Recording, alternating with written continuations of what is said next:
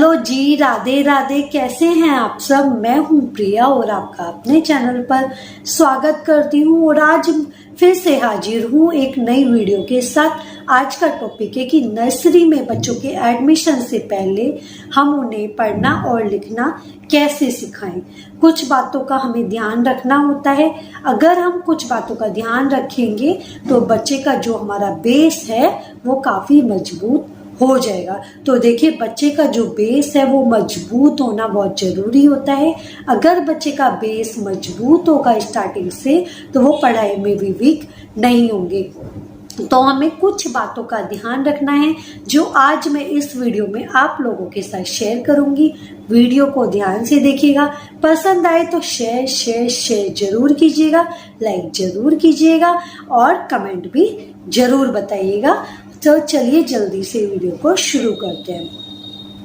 तो देखिए, होता क्या है ना फ्रेंड, जब नर्सरी के जो एडमिशन से पहले हम बच्चे की क्या कराते हैं, प्ले क्लास कराते हैं, प्री नर्सरी कराते हैं। तो उसमें क्या होता है, इतनी टेंशन नहीं होती है मदर्स को भी, क्योंकि उसमें बच्चा स्कूल आना जाना सीखता है और खाना खाना सीखता है।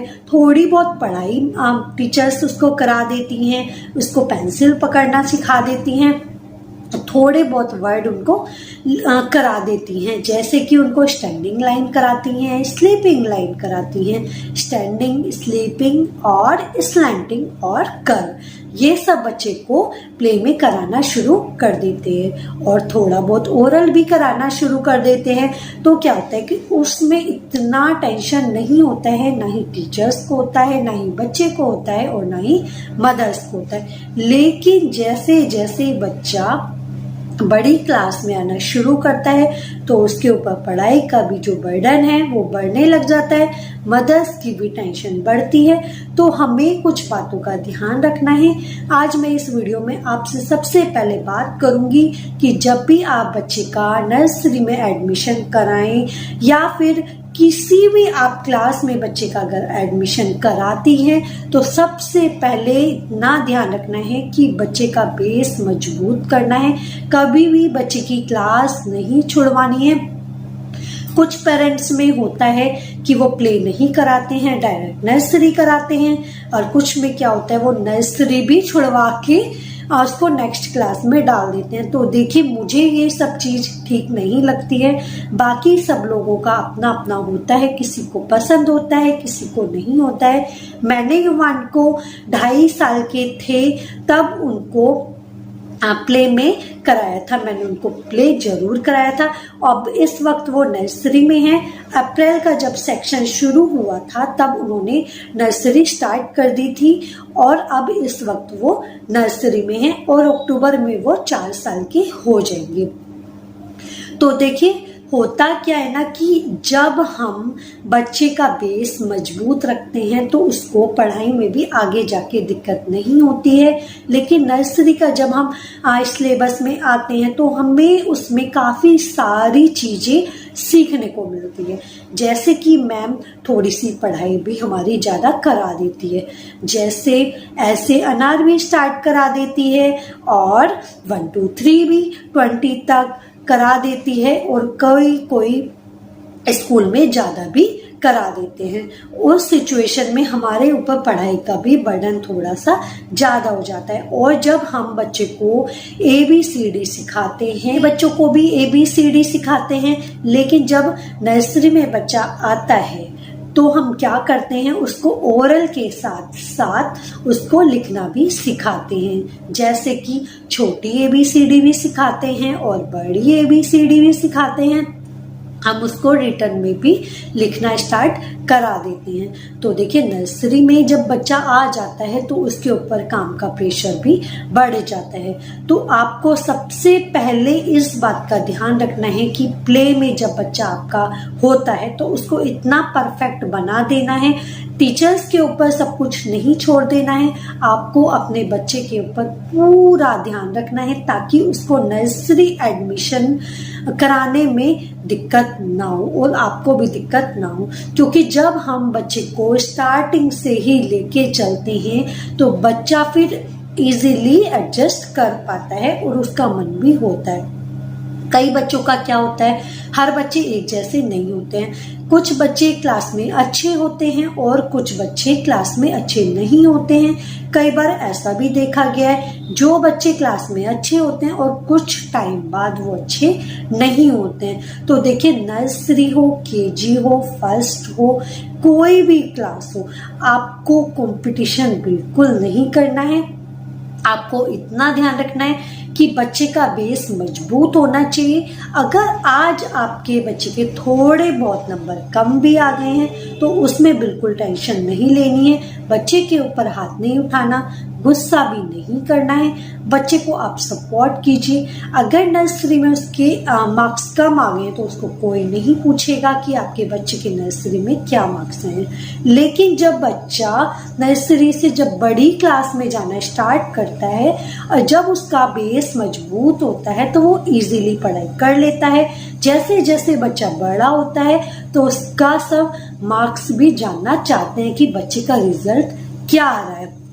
जैसे बच्चा बढ़ता रहता है एज के अकॉर्डिंग, स्टडी के अकॉर्डिंग, तो उसका कंपटीशन भी हाई होता रहता है। तो आपको स्टार्टिंग से ये सोच के चलना है कि मुझे अपने बच्चे का जो बेस है वो मजबूत रखना है।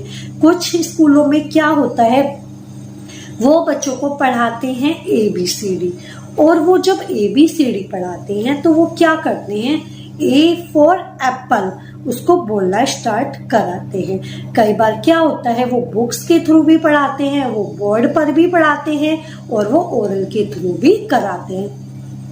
हर किसी का पढ़ाने का तरीका, पढ़ने का तरीका अलग होता है। टीचर्स का अलग होता है, बच्चे का अलग होता है और आप लोगों का भी अलग होता होगा। तो देखिए, जिस तरह से भी आप बच्चे को पढ़ा रहे हो, जिस तरीके से भी आप बच्चे को पढ़ा रहे हो, तो आपको इतना ध्यान रखना है कि जैसे आप बच्चे को, मान लीजिए एक एग्जाम्पल के तौर पे कि आप A फॉर एप्पल पढ़ा रहे हो, तो बच्चे को ये पता होना चाहिए कि A फॉर एप्पल तो होता है बट A भी होता है। अगर आप बच्चे से पूछ रहे हो, मतलब काफी सारे आपने उसको कार्ड दिखा दिए या फिर आपने सिर्फ A लिख के बच्चे को दिखा दिया और आप उससे पूछ रहे हो कि बेटा ये क्या वर्ड है, तो बच्चा क्या बोलेगा। देखिए, A फॉर एप्पल, बच्चे को ये नहीं होना चाहिए कि A फॉर एप्पल, बच्चे को ये भी क्लियर होना चाहिए कि A भी होता है, B भी होता है। ये नहीं होना चाहिए कि B for ball, B for boy, ये उसके दिमाग में फिक्स हो। बट उसके साथ साथ ये भी उसको पता होना चाहिए कि इसके और भी वर्ड बन सकते हैं। और ये अगर मैं खाली बच्चे से पूछती हूँ कि कौन सा वर्ड है, तो बच्चा ये मुझे क्लियर कर दे कि ये B है या फिर A है या C है। बच्चे को इस बात की नॉलेज बिल्कुल होनी चाहिए, हर वर्ड की नॉलेज होनी चाहिए। कभी भी आप बच्चे को ABCD जब भी कराएं तो आपको यही करना है, A फॉर एप्पल के साथ साथ 2-3 वर्ड बता देने हैं ताकि बच्चे की जो मेमोरी है वो अच्छी हो जाए और उसको ये भी हो कि A फॉर एप्पल के साथ साथ और भी वर्ड्स होते हैं। मैंने जब भी 1 की पढ़ाई कराई थी, स्टार्ट कराई थी, तो मैंने ऑनलाइन कुछ कार्ड्स मंगवाए थे। तो कुछ कार्ड्स की वीडियो मैंने बनाई हुई है, आप जाके मेरे चैनल पर देख सकते हैं कि मैंने कौन से कार्ड युवान को शो करे थे। तो मैंने उसकी हेल्प से मुझे काफी मदद मिली। अगर वो कार्ड्स आप घर पे बनाना चाहें तो वो बन सकते हैं, उसमें कोई टेंशन वाली बात नहीं होती है। तो मैं क्या करती थी, उनको बुक्स के साथ साथ जब उनकी बुक्स उनको पढ़ाती थी तो और लास्ट में जब मैं उनको पूछती थी कि ये कौन सा वर्ड है, तो वो स्टार्टिंग में तो उन्होंने मुझे यही बोला था A फॉर एप्पल। लेकिन धीरे धीरे जब मैंने उनके माइंड से ये चीज क्लियर करी कि A फॉर एप्पल के साथ साथ A भी होता है, तो उनको मैंने कार्ड दिखाना शुरू कर दिया। और धीरे धीरे जब मैंने उनको कार्ड दिखाना शुरू किया तो उन्होंने मुझे बताना शुरू कर दिया कि ये A भी होता है और B भी होता है। उस कार्ड्स में काफी चीजें होती हैं, कलर्स नेम भी होते हैं, फ्रूट नेम भी होते हैं, वेजिटेबल नेम भी होते हैं, काफी सारी आप चीजें देख सकते हो, काफी सारे ऑप्शंस आपको उसमें अवेलेबल मिलेंगे। ये चीज मैंने अमेजोन से परचेज की थी, आप जहां से चाहो आप वहां से परचेज कर सकते हो। अगर आप बोलोगे तो इसका लिंक मैं डिस्क्रिप्शन बॉक्स में दे दूंगी। तो अगर आप ये लेना चाहें तो आप इसकी मदद से भी बच्चे को पढ़ा सकते हैं। और दूसरी बात, आपको क्या करना है, जब भी आप बच्चे को पढ़ाई कर रहे हैं तो प्रेशर बिल्कुल नहीं डालना है। आपको प्यार से पढ़ाना है, खेल खेल में पढ़ाना है। जितना आप खेल खेल में प्यार से बच्चे को पढ़ाओगे उतना ही वो इजीली चीजों को कैच करेगा। अगर आप सीरियस होके ज्यादा ही बच्चे के साथ सीरियस होके उनको ओरल कराते हो, डांट के कराते हो, तो आप ये चीज नोटिस करेंगे बच्चा बिल्कुल पढ़ाई नहीं करेगा। मैं युवान को हमेशा पढ़ाई कराती हूँ। अब वो नर्सरी में हैं और मैंने उनको 100 तक काउंटिंग याद करा दी है।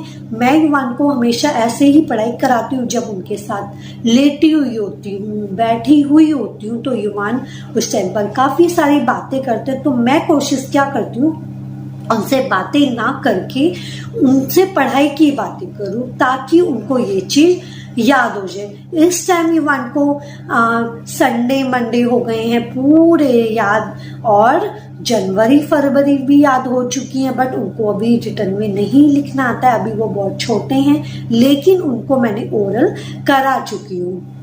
ओरल पर आप लिखने से ज़्यादा फोकस कीजिए, क्योंकि जब बच्चा लिखने से ज़्यादा ओरल पर फोकस करता है ना, जब उसको चीज़ें याद होती हैं तो वो लिख भी इजीली पाता है। क्योंकि जब बच्चों को ओरल ही नहीं याद होगा, मतलब अगर आप कुछ चीज़ बच्चे को लिखवा रहे हो, वो चीज़ याद ही नहीं होगी, तो बच्चा सोचेगा कि मैं लिखूं तो लिखूं क्या।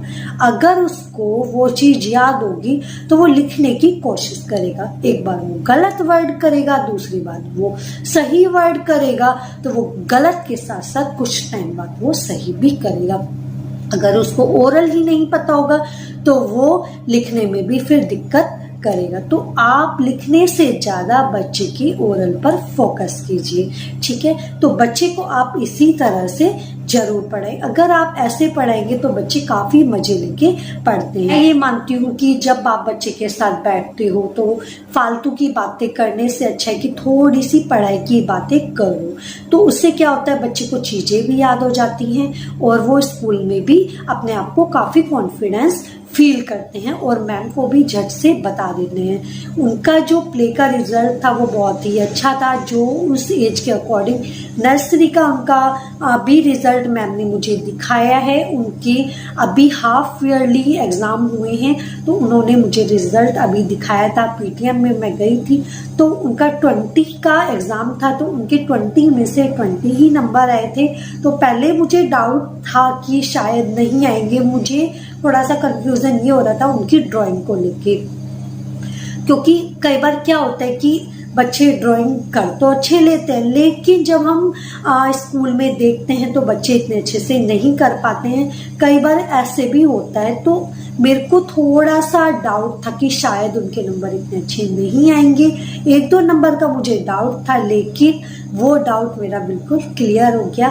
वो ड्राइंग अच्छे से करते हैं, लेकिन कई बार ना वो घर पे गड़बड़ी कर देते हैं, तो मुझे उस बात को लेके थोड़ा सा डर लग रहा था। और जब मैंने मैम को बोला कि देखो मुझे ऐसा फील होता है, तो उन्होंने मुझे बोला कि नहीं युवान ने बहुत अच्छा किया है और इतना अच्छे से किया है, आप खुद उनका नंबर देख सकते हो। तो जब मैंने उनका नंबर देखा कि उनके इतने अच्छे हैं, तो एक माँ होने के नाते मुझे बहुत खुशी हुई। अभी से अगर हम शुरू से ही अपने बच्चे को अच्छे से लेके चलते हैं तो बच्चे इजीली पढ़ लेते हैं। और उनको भी बहुत खुशी हुई थी जब उनको पता चला कि उनके इतने नंबर हैं, तो उनको ये भी जानने की कोशिश उन्होंने की कि जो मेरे साथ के फ्रेंड्स हैं उनके नंबर क्या हैं। वो 2-3 फ्रेंड्स हैं जो साथ में रहते हैं, वो हमारे गली के आसपास ही रहते हैं, तो उनके भी नंबर अच्छे आए थे। ऐसा नहीं है कि उनके नंबर कम नहीं आए थे, तो उनको वो जानकर भी काफी खुशी हुई कि मेरे साथ साथ मेरे फ्रेंड के नंबर भी अच्छे आए। देखिए क्या होता है ना कि जब हम बच्चे के साथ मेहनत करते हैं, बच्चे को एक अच्छी लाइफ देने के लिए उसको हर चीज़ कराने की हम कोशिश करते हैं, और जब वो रिजल्ट अच्छे से निकल के आता है ना, तो हमें वो खुशी एक अलग ही होती है, और बच्चे के फेस पर भी एक अलग ही खुशी होती है, और बच्चा भी कोशिश करता है कि नेक्स्ट टाइम मैं और भी बेटर करूँगा। तो देखिए कई बार क्या होता है, कुछ बच्चे किसी ना किसी वजह से, किसी रीज़न की वजह से अगर नंबर कम भी लाते हैं, तो उस टाइम पर भी आपको बच्चे को सपोर्ट करना है, कंपटीशन बिल्कुल नहीं करना है। क्योंकि क्या होता है कि अगर हम बच्चे का कॉन्फिडेंस नहीं बढ़ाएंगे, तो देखिए कई बार क्या होता है, बच्चे फिर उदास हो जाते हैं और वो पढ़ना भी नहीं चाहते हैं। उनको ये लगता है कि मेरे फिर से नंबर कम आएंगे। तो उस टाइम पर अगर आपके बच्चे के नंबर कम भी आते हैं, तो आपको गुस्सा बिल्कुल नहीं करना है, कंपटीशन भी नहीं करना है, बच्चे को आप सपोर्ट कीजिए। देखेंगे कि जितना बच्चे का कॉन्फिडेंस लेवल अच्छा होगा, वो वर्क भी उतना अच्छे से करेगा। फिर आप बच्चे को पढ़ाएं तो इस बात का बिल्कुल ध्यान रखिए कि उनके आसपास रहिए और उनका हैंड होल्ड बिल्कुल मत कीजिए। चाहे बच्चे को काम करना आए या फिर ना आए, आपको सबसे पहले अपने आप पर कंट्रोल रखना है कि उनका होमवर्क नहीं कराना है। कल की ही मैं बात कर बताती हूँ आपको। कल मुझे ना युवान बोल रहे थे कि मुझे काम नहीं करना है, तो मैंने उनको बोला कि कोई बात नहीं, आप मत कीजिए, और मैं फिर आपका जो वर्क है ऐसे ही स्कूल में भेज दूंगी। तब मैंने यही सोचा हुआ था कि अगर युवान ने वर्क नहीं किया, थोड़ी देर में मैं दोबारा उनसे पूछूंगी कि आपको वर्क करना है या नहीं करना है। अगर वो वर्क कर लेते हैं तो अच्छी बात है, अगर नहीं करते हैं तो मैं उनका जो वर्क है ऐसे ही भेज देती। क्योंकि क्या होता है कि अगर हम कुछ चीज़ों को बच्चे को सपोर्ट कर देते हैं, मतलब गलत चीज़ों पे भी सपोर्ट कर देते हैं, बाय चांस मैं उनका होमवर्क कंप्लीट कराने के चक्कर में उनको बोलती कोई बात नहीं बेटा, मैं आपका हैंड होल्ड करा के आपका वर्क करा देती हूँ, तो वो चीज़ ना बच्चे के हैबिट में हो जाती। फिर वो नेक्स्ट टाइम मेरे को यही बोलते कि मम्मा आप मेरी हैंड होल्ड करा दो, मैं वर्क नहीं करूँगा। तो मैंने ये सोचा हुआ था कि मैं उनका वर्क हैंड होल्ड करके नहीं कराऊंगी और उनका जो वर्क है ऐसे ही भेज दूंगी ताकि मैम उनको करा दे। बट थोड़ी देर बाद उन्होंने खुद से वर्क कर लिया। तो कभी भी आपको ये चीज़ नहीं करनी है। बच्चे बोलते हैं कि आप मेरा हैंड होल्ड कीजिए, तो उस टाइम पर आपको यही करना है। उनका हैंड होल्ड तो बिल्कुल नहीं करना है। काम होता है तो ठीक है, नहीं होता है तो भी ठीक है, उस टाइम पर आपको हैंड होल्ड नहीं करना है। क्योंकि जब बच्चे को एक बार हैंड होल्ड की आदत पड़ जाती है तो वो काम नहीं करना चाहते हैं। और एग्जाम में तो देखो आप साथ जाओगे नहीं उनके, अभी आप हैंड होल्ड करा सकते हो, लेकिन बाद में तो उनको खुद ही करना है ना। तो बच्चे को आपको बिल्कुल हैंड होल्ड नहीं करना है। बच्चा अगर खुद से काम करेगा तो वो 10 चीज सीखेगा भी, गलत भी करेगा, सही भी करेगा, और वो खुद से कोशिश भी करेगा काम करने की, तो उसको चीजें भी आ जाएंगी। तो आपको यही करना है, बच्चे पर पूरी निगरानी रखनी है, बच्चे को पढ़ाना है अच्छे से, उसका बेस मजबूत करना है, बट उसको सपोर्ट करना है, इतना सपोर्ट करना है जितनी उसकी ज़रूरत है। लेकिन जहाँ आपको लगता है कि उसको सपोर्ट की ज़रूरत नहीं है, वहाँ उससे थोड़ा दूर हो जाना है। जब हम लिमिट से ज़्यादा बच्चे को सपोर्ट कर देते हैं तो बच्चा आगे नहीं बढ़ पाता है। तो आज की वीडियो में इतना ही। वीडियो पसंद आए तो लाइक शेयर कमेंट जरूर करेंगे। मिलते हैं अगली वीडियो में, तब तक के लिए बाय बाय।